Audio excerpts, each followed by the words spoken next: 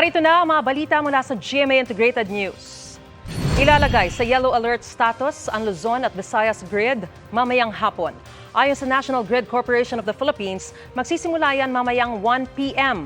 Tatagal ang yellow alert sa Luzon hanggang 11 p.m. habang hanggang 10 p.m. ang sa Visayas. Sa Luzon, nasa 18 planta ang pumalya at 3 iba pa ang umaandar sa mas mababang kapasidad. Sa Visayas, 13 planta ang pumalya at 5 iba ang nag-ooperate sa mas mababang kapasidad. May yellow alert po kapag manipis ang reserba ng kuryente.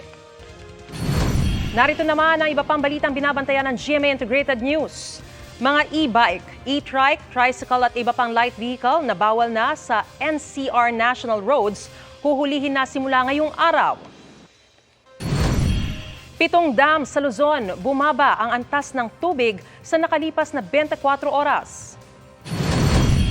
At danger level na heat index o damang init inaasahan sa 17 lugar ngayong araw ayon sa Pag-asa.